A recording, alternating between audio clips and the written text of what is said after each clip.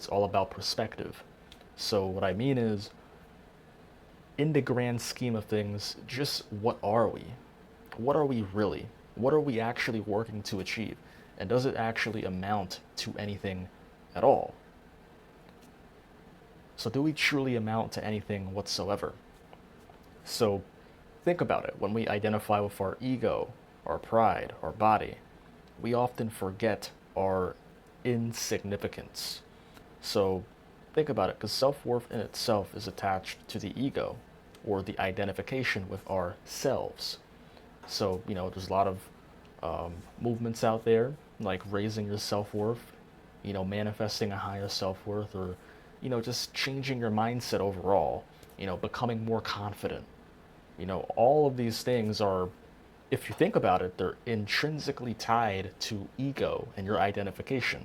Is that a bad thing? No, that's not a bad thing. But the point is that it is what it is. The thing is that we identify too much with our ego to the point where we're very involved with life and we can't really see it for what it really is. It's just a passing. Like, we're here, if you really think about it, we're not even here for that long. Let's be honest here. When you really look at it from a grand perspective, it's not really a long time. It's very fleeting. Life is very fleeting.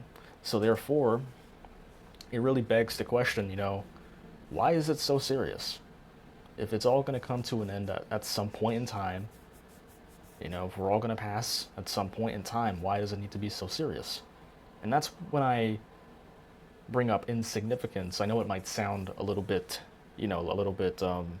controversial, but when you really think about it objectively, does it all matter? Do we truly amount to anything at all? Because remember, this self, this self is just a construct. It's not truly real. Richard is not real. I identify with Richard, so I embody Richard, but Richard in itself is just an ego. It's identification. It's not actually, it's something that I identify with, but even that is kind of misconstrued because the term I is also, you're saying I, but who is I? It's just like a bottomless pit. You will never truly have a conclusive answer as to who you are, because that's just a game of ego. It's not good enough. There'll always be something to identify with. So when you realize that it's not necessarily this awareness behind this subject of, oh, well, I'm not this person, but then who is this I anyways? That, having that conscious awareness is good enough because they're able to detach from those identifications. Not cutting it off, just understanding that you don't need to identify too deeply with these things, which is what a lot of people do, and it negatively impacts their life. So if you really take all this into consideration, how is that not insignificant to a degree, right? Because we identify with all these things. We identify with our possessions, our body, our looks, our connections. But you will eventually lose access and, possession of those things anyway. So, you come into this world with nothing and you will leave this world with nothing, essentially. So therefore, to a degree, all of this identification is insignificant because you'll leave at some point. You won't even have all this stuff. You won't even be able to keep your achievements, the things that you quote unquote manifest, or the things that you create for yourself.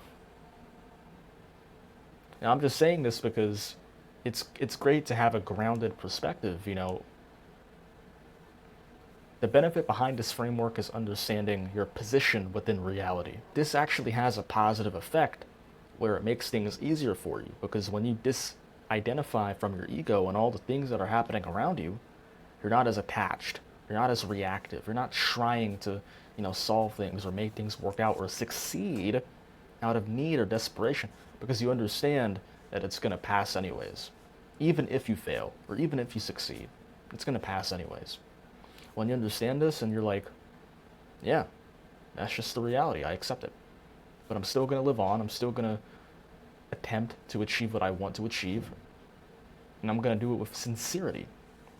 And when you live like that, and you're not attached and you're not in need of results, you drastically increase your likelihood of achieving the success that you want. because you're not as involved with the game.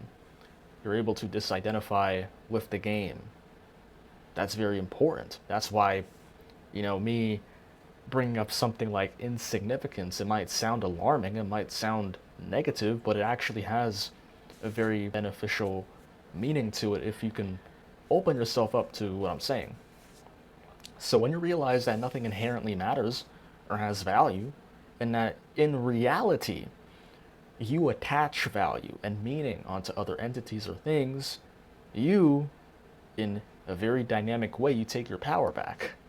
Because you understand, look, it might sound horrible, it might sound a little bit morbid, but the reality is that nothing inherently matters. You attach a meaning to everything, and you value those things. It doesn't mean that there is value in those things. You attach the value. Nothing inherently has value, it's all subjective. We attach the meaning to those things. You need to make you need to comprehend that if you want to move forward. It sounds a little crazy, but it's the truth. And it's powerful when you understand this. It'll only help you if you understand it. So to a degree, obviously, if you're not willing to accept that perspective, let's just understand that to a degree, you must not give a fuck, and you need to live with a sense of indifference. Things can be important for you, but nothing can ever be too important, right? No matter whether you agree or disagree, disidentification is still vitally important to your success. So, to a degree, you need to be indifferent if you want to have success in any core area of your life. And just think of it as a neutral point. You're always indifferent for the most part. You can still feel things, of course, right? But be indifferent to that as well. Whenever you identify with something, usually brings about pleasure and pain. Whenever you're attached to something, it can usually bring about pleasure and pain. For example, when you lose a possession or an entity or a person, you feel pain for the most part.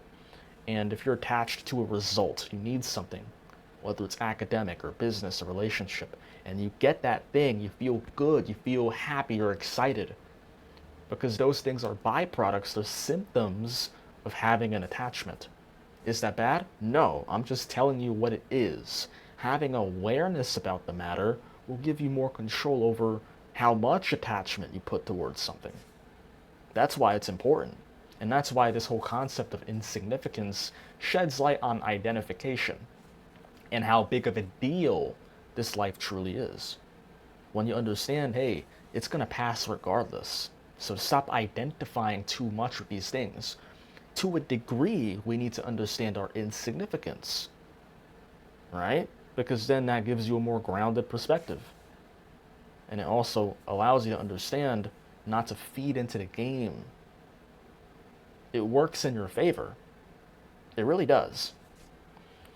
So, listen, if you've made it this far in this video, just understand, when I say insignificance, in this context, it's not meant to degrade you. It's not meant to say, oh, you ain't shit, you're nothing. That's not my intention. It's simply to shed light on how much you lack control over this reality. Because we do. We lack a lot of control over a lot of things. However, it just shows you how life just isn't in your own hands as far as, the principles, these laws. Ultimately, even if you disagree with that, the whole point was just understanding, hey, stop identifying with physical reality, stop identifying with ego and whatever, because it's going to pass regardless of what you do. That's why, accepting those insignificant traits that come with reality is very important. In addition, it also helps you to recognize where your leverage lies. So with that, I conclude this video, and I understand if this came off a little bit subjective and a little bit dynamic in comparison to my previous videos. But nevertheless, I hope you found this video helpful, and if you found it helpful, make sure to drop a like and obviously subscribe if you want to see more videos like this. If you want to work with me one-on-one with whatever you're going through personally and whatever problems you're experiencing based on your identity and your internal world, your belief patterns. It's not congruent. You keep experiencing self-sabotage. You're not committing to something, whether it's in your finances, or if it could be a business or a job or a relationship, whether it's with fitness or your emotional health. Just putting that out there. If it concerns any of those areas, by all means, schedule a free coaching call with me, and we will diagnose your internal patterns that are keeping you stuck and keeping you locked in your current cycle, and how we will break out of that by shifting your identity, by doing the internal work necessary. And believe it or not, it's a lot more simple than you think. I know it's hard to grasp at first glance. It's hard to grasp that something so simple can be a solution, but believe it or not, it's true. So that sounds like you. If it's an internal problem, make sure to go in the description and schedule your free call with me.